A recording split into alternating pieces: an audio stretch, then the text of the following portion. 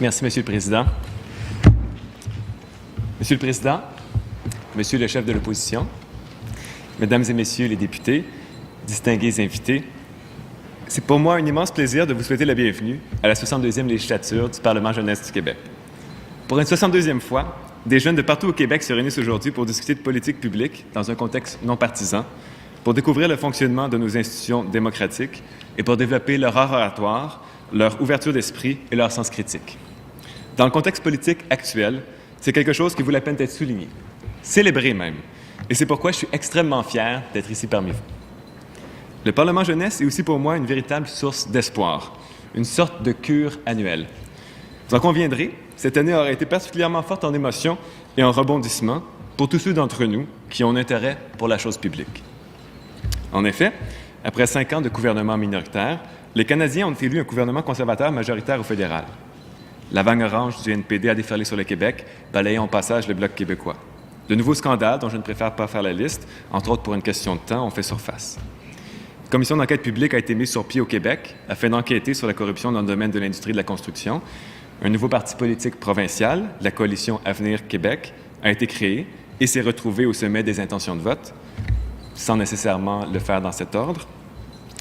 À l'international, ça aura aussi été l'année du printemps arabe, de la mort de plusieurs dictateurs, sans nécessairement entraîner la chute de leur régime, de la crise économique qui se poursuit, et plus particulièrement de la crise de l'euro, et du mouvement international d'occupation en Occident.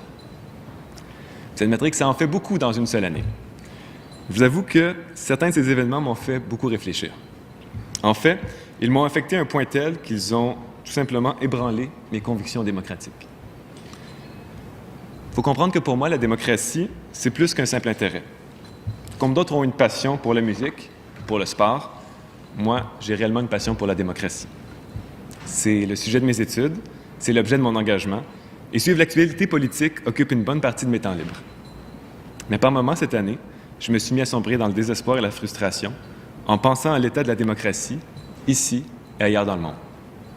C'était plus que du cynisme, c'était ce mélange amer de colère et de déception qui accompagne les rêves abandonnés. En cours d'année, j'ai trouvé une superbe citation qui m'a fait bien réfléchir et que j'aimerais partager avec vous. Il s'agit d'un extrait du discours de René Lévesque lors du congrès de fondation du Parti québécois. Je vous le lis. « Il y a des gens qui rêvent à des révolutions fantastiques en dehors de toute action normale. Des révolutions, hélas, qu'on prépare trop souvent dans les maquis confortables du salon. Ou encore, des gens qui n'ont pas encore accepté d'avoir l'énergie et l'humilité qu'il faut en même temps pour harnacher même les plus nobles impatiences à l'action systématique de persuasion vis-à-vis l'ensemble de nos concitoyens. » Je n'aime pas les métaphores guerrières, Monsieur le Président, mais je crois qu'il convient de dire que ce que René Lévesque décrivait, avec beaucoup de justesse selon moi, étaient 2 catégories de ce que j'appellerais des ennemis de la démocratie. D'un côté, il y a les passifs. C'est dans cette catégorie qu'on retrouve entre autres les paresseux, les pleurnicheurs, les indifférents. Ce sont ceux qui insultent plutôt que de réfléchir, qui critiquent sans s'informer vraiment, qui se plaignent sans essayer de changer les choses. Des gens, autrement dit, qui ont le droit de vote par défaut et pour qui une élection semble souvent être un concours de popularité plutôt qu'un choix de société. De l'autre côté, il y a encore pire, les ennemis actifs de la démocratie. Oh, comme je les déteste, Monsieur le Président.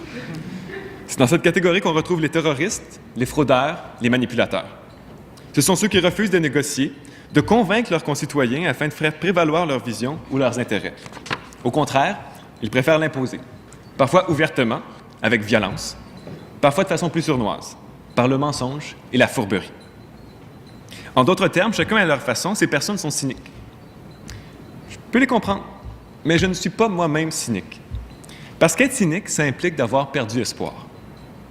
C'est un sentiment d'impuissance qui vient avec l'absence de résultats. Être cynique, c'est abandonner parce qu'on a le sentiment que ça ne sert plus à rien d'essayer. Je suis peut-être très perfectionniste. J'admettrai que j'ai souvent une vision noire de la vie. Je suis difficilement impressionné, facilement déçu, mais je suis affligé d'une double malédiction. Je suis aussi animé d'un optimisme qui refuse de disparaître, aussi petite soit la possibilité que les choses s'améliorent. Et dans ce cas-ci, la lueur d'espoir qui m'habite, c'est le Parlement jeunesse. Le Parlement jeunesse est une véritable antidote au cynisme. On y développe l'ouverture d'esprit, pour être prêt à considérer une multitude d'idées, d'arguments et de points de vue, mais aussi la pensée critique pour analyser et distinguer les bonnes idées des mauvaises et ainsi faire des choix éclairés. On y développe l'art oratoire pour bien exprimer ses idées et convaincre les autres du bien fondé de ses positions, mais aussi, de façon complémentaire, l'écoute attentive et respectueuse qui promeut la bonne entente et permet d'être soi-même convaincu par les autres. On y développe un intérêt pour la chose publique et pour l'actualité, et on y acquiert aussi une compréhension de nos institutions qui nous offre un cadre d'analyse et des pistes d'action et de solutions. Si jamais on vous demande à quoi sert le PJQ, à quoi sert le Parlement jeunesse du Québec, comme ça m'arrive si souvent de me le faire demander, vous pourrez répondre « ça sert à former des bons citoyens ». Ça sert à former des démocrates dans le sens fondamental du terme, des partisans de la démocratie. Car heureusement, si la démocratie a ses ennemis, elle a aussi ses alliés. Tout ce que je viens de vous dire, je le crois sincèrement et du plus profond de moi-même. Je pourrais m'arrêter là, mais je pense que ce serait nous rendre un mauvais service. Parce que j'ai plus de choses à vous dire. C'était les fleurs et le pot. Je pense que de la même manière qu'on peut diviser les ennemis de la démocratie en deux catégories, on peut distinguer chez les alliés de la démocratie des démocrates passifs et des démocrates actifs. Les démocrates passifs, ce sont les témoins et les commentateurs. Bien sûr, ils aiment la démocratie.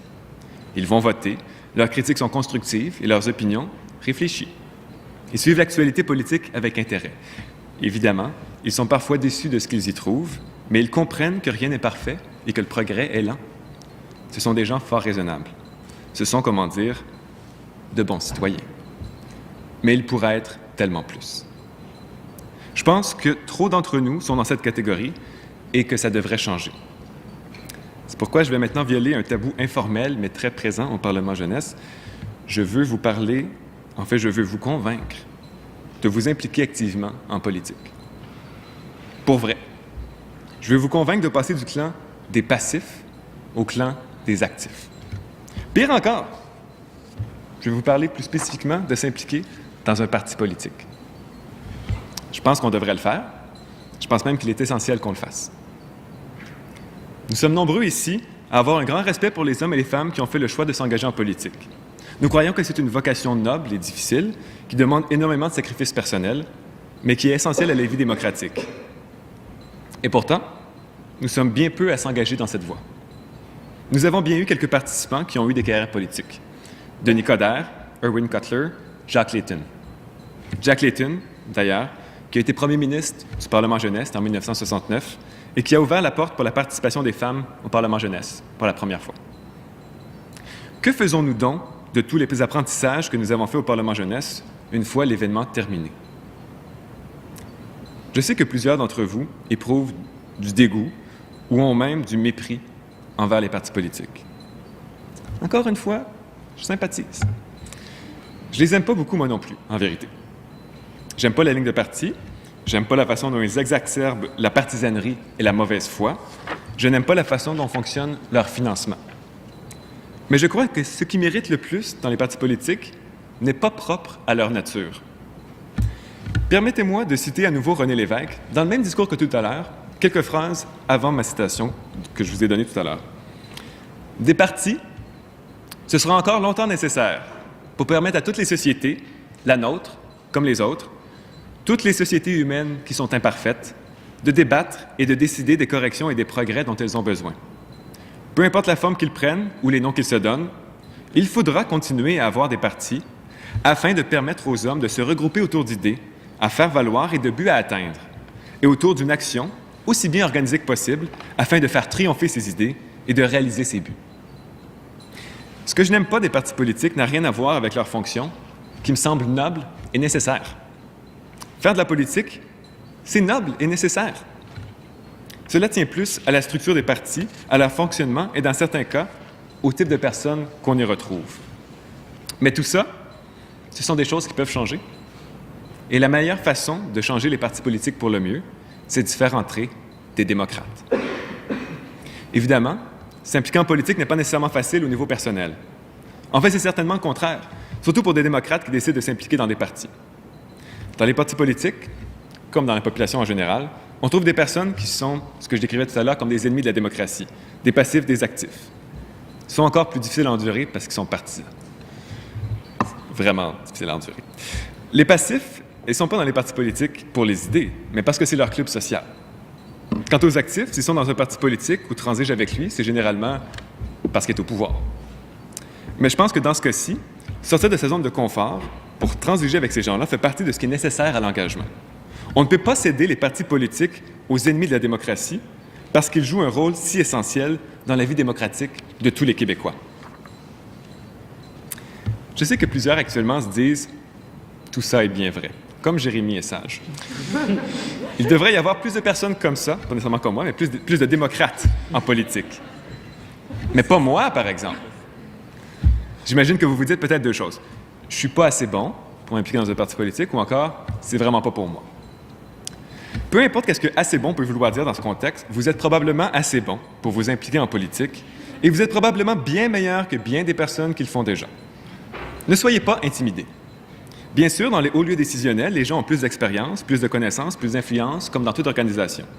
Mais les partis politiques, pris dans leur intégralité, sont loin d'être des regroupements d'élites. La plupart des membres et des bénévoles sont de simples citoyens bien ordinaires, comme vous et moi, qui ont trouvé une opportunité pour faire avancer une vision en laquelle ils croient. Vous seriez surpris de l'apport que vous pourriez avoir en vous impliquant dans votre comté ou dans une commission politique. Mais peut-être que vous vous dites aussi que ce n'est pas pour vous. Vous pensez peut-être, par exemple, que les partis politiques sont le royaume de la pensée unique ou que vous auriez à renoncer à certains de vos principes pour vous faire une place, à négocier avec votre conscience.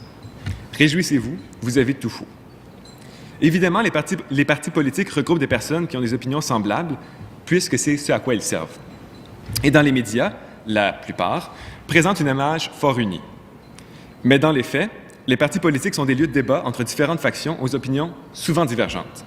Même les ministres d'un même gouvernement peuvent parfois appartenir à des écoles de pensée légèrement différentes.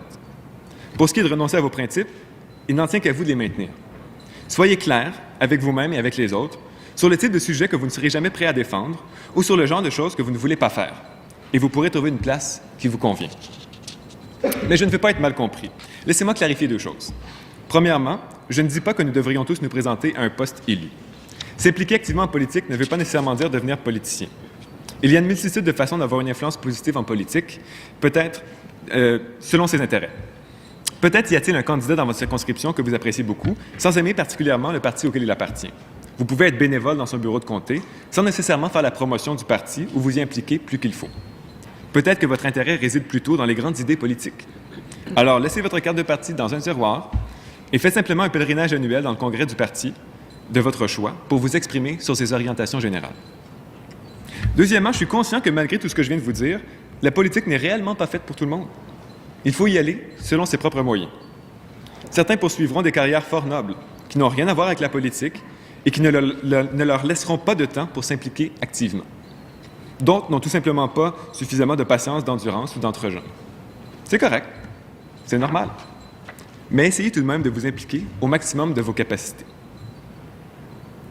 Je sais que tout ce que je viens de vous dire est difficile à avaler, surtout pour des participants du Parlement jeunesse.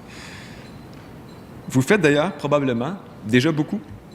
Et c'est très bien de signer des pétitions, de manifester, de faire des dons, de s'impliquer dans sa communauté. Continuez à le faire. Mais il y a plus que ça. Ne mettez pas une croix sur l'engagement politique. Après tout, la démocratie, ce n'est pas une structure. C'est une action. C'est une façon de prendre des décisions en groupe dans laquelle on donne un poids égal à l'opinion ou au bien-être de chacun. Ça s'applique autant à une société entière qu'à une organisation ou même à un couple. Je serai le premier à vous dire que la démocratie, ce n'est pas seulement une forme de système politique, mais c'est aussi une forme de système politique. Et bien sûr, le Parlement jeunesse forme de bons citoyens, pas des politiciens. Mais je crois sincèrement que ce sont les bons citoyens qui font les meilleurs politiciens. Justement, le Parlement jeunesse forme de très bons citoyens, parfois même de grands démocrates.